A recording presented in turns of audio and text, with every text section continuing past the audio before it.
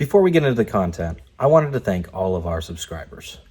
We just hit the 300 subscriber milestone and are well on our way to hitting our next goal of 1,000 subscribers this year. If you haven't yet, please consider subscribing so we can try to meet our goal. Also, don't forget to hit the bell icon so you're notified of our latest videos. Thank you.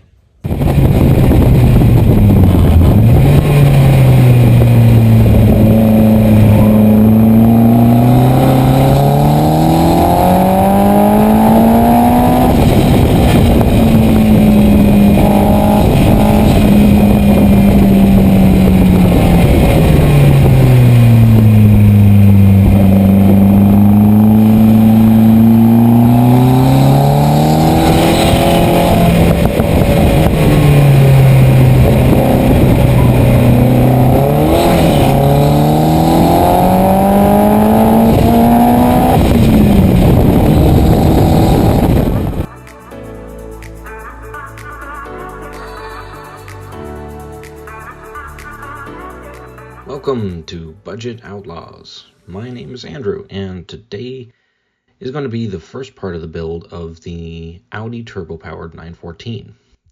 We're going to talk all about transmissions and why I decided to cheap out on a $75 5-speed transmission for 400 wheel horsepower, and how I built a cable shifter setup for it. So as I mentioned in the last video about why I decided to replace the V8 conversion in my 914 with an Audi turbo, I always had problems shifting the 914 transmission. I had new bushings and a $500 shifter setup, but either the transmission synchros were tired or I had linkage issues, and so it was always a task shifting the car. I didn't want to have this issue with the new setup, so I wanted to go with a modern transmission, and I wanted to go cable shift. There was an initial debate on the 5-speed versus 6-speed transmissions, but with the 6-speed Boxster S unit that I was considering being about $2,500, I decided to go with the 6-speed to start with. Now, there are lots of different transmissions that will work in a mid-engine configuration, and I did want to go into those briefly. Now, the entry-level transmission, or at least the transmission that started with the 914, is the 901. This is found in the early 911s, but for the mid-engine configuration, it's the 914 transmission found in all the years of the 914. And that transmission is good for about 300 foot-pounds of torque. It can be bumped up to maybe 350, 375 with a billet intermediate plate. And the prices on those are constantly going up with the values of the 914. And the good one's about $500. The next step up, or at least the next step up in that kind of line, is the 915 transmission. And that's found in the 911s from 72 to 86. They're good for about 375 foot-pounds of torque, and they're about $3,000 for a good one. Now, the next up in the Porsche range is the 930 transmission. This is probably the strongest transmission out there. It's found in the 75 to 86 911 Turbo. They're about $6,000 for a good one, and they can handle well north of 500 foot-pounds of torque. Now, the Boxster transmissions, the 5-speed is probably good for only about 300 foot-pounds of torque, and the 6 speeds between about 06 and 08 are what I'm told is the good ones, and they're about $2,500 and good for about 500 foot-pounds of torque.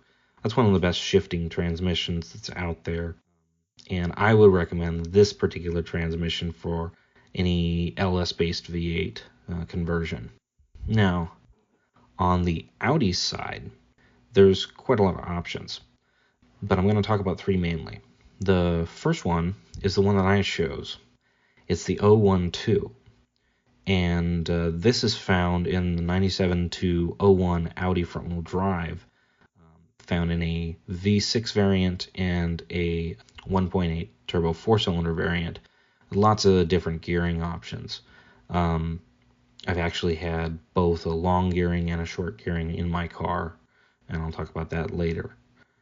That transmission, the 5-speed 012, is the same transmission as the Boxster 5-speed, just with different gears. It's the same basic transmission. So that's the transmission that I decided to go with. You can find that transmission all day long because they were in a mass-produced car on both the Audi side as well as the Volkswagens of about the same year for the Passats. And those are available for about $75. Now, they're only good for, say, maybe 300 foot-pounds of torque, possibly stretch it to 350.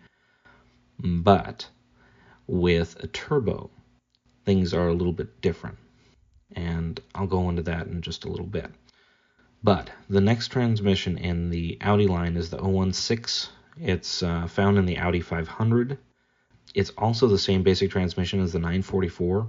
There's a lot of these that are similar, especially in the 80s and 90s and early 2000s for the Audi and the Porsche, because they pulled from the same basic part line. But that transmission is good for about 375 foot-pounds of torque and about $1,000 in the Audi form. The 944 transmission won't work in a mid-engine configuration because of the way the transmission is set up for a transfer tube in the 944 or torque tube. And so there's no setup for a clutch inside the transmission. It's just a weird configuration. It's not going to work without a heck of a lot of time that's better spent elsewhere. And lastly, in the Audi lineup is the 01E, and that's probably the strongest transmission from the Audi line. And that's about 475 foot-pounds of torque, possibly more. And it's a fairly rare transmission. It's from a front-wheel drive diesel A4 in Europe. And those are about $4,000 for a good one. So none of these were in my initial budget, except for the Audi transmission, the 012, which essentially was made for that particular engine that I'm using, the Audi 1.8 turbo.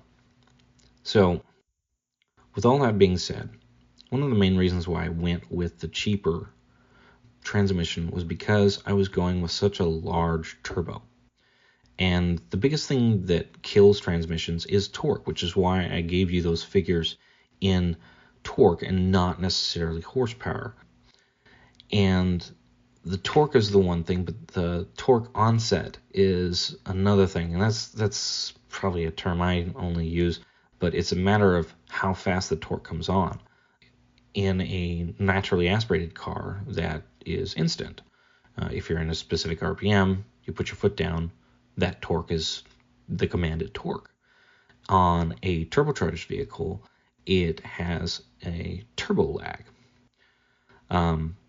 And so with that, you have a period of time that the engine is building the torque, and so the transmission doesn't have an initial shock value that is potentially harming it, stretching things, moving bearings over, whatever, that's going to actually cause damage. And so I felt pretty confident that I can stretch my torque limit of 300 foot-pounds as necessary. Now, even with a 400 wheel horsepower motor, I'm probably not going to be making much more than 350 foot-pounds of torque, so I'm not going to stretch that number very much. So, that all being said, I decided, again, to go with that cheaper transmission. I have since bought a few of them because they're easy, and I've probably blown up some synchros here and there with some clutch issues that I was dealing with. But that all being said, it's a very easy transmission to get, and it suited my purpose. So the next thing that I wanted to address was the clutch. I wanted a stock-like drivability, but with enough holding force to drop the clutch when needed. This led me to ditch the stock dual mass flywheel with a lightweight flywheel. On a side note here, I actually pulled an automatic engine out of the junkyard. This meant that the crank needed to be grounded down so the flywheel and the throwout bearing would fit. It also took a special bearing to work, but that was only $20. I shaved the crank down with a grinder until it was protruding only a couple of millimeters. There are some shims from the flex plate that I used as a guide for how much to grind down, so it was pretty straightforward. Now the flywheel I decided to use was a 240 millimeter flywheel versus the standard 228 millimeter flywheel that came with the Audi 1.8. Now, the conversion flywheel is called an RA4 flywheel, and I picked it up secondhand for about $150 with a couple of clutch discs and pressure plate discs. Now, this allowed me to use a larger S4 clutch, which means more clamping force with no additional pedal force. However, I did get an upgraded Stage 3 pressure plate with a flywheel. This clutch setup should be good for about 400 foot-pounds of torque, which is on the upper end of what I would possibly ever be making. And with boost, I can always drop that down if necessary if I started to get clutch slip. So if I find that's not enough, then I can use any of the performance clutches for the S4, which can go up to 800 foot-pounds of torque. The main thing I wanted to figure out before I pulled the transmission and the engine in the car was the shifter linkage. Now, the downside to using the Audi transmission was it was made for hard linkage, and I planned to use a Boxster shifter and cables that I bought on eBay for $100. So I needed to make my own transmission side linkage. A little bit of math and some basic design study from a friend's conversion with a similar setup, and I was on my way. Essentially, I needed to measure the throw of the Boxster shifter from the cable side and then throw of the transmission shift and the rotation angle. Some geometry, and I was on my way. I gave myself about 10% room for error and about 20% adjustability. And this is what I came up with. So next we have to briefly talk about my interior design before I actually get into a video about my full interior. But when I did my shifter, I decided to raise it up near the steering wheel. I always liked shifters that was very close to the steering wheel, and I wanted to try that here. With cable shift, one of the big benefits is I can actually do that. I can move it anywhere in the cabin I wanted to, because I'm just messing with cables. I mocked it up with some 16 gauge U-shaped steel and just mounted the Boxster shifter where I wanted. And that's it. Alright guys, I hope you learned something about the different transmissions that are available for a mid-engine car, or if you want me to go over something in more detail, let me know. There's a lot of information out there. I'll try and put a couple of links in the description. The next video on my side is going to be more about the conversion. We're going to go into mounting the engine and the transmission in the car, as well as some of the other items and making sure there's enough room. Any clearancing that I needed to do, and any moving of a couple of things. Hope you guys are enjoying, and we'll see you next time. Thanks. Bye.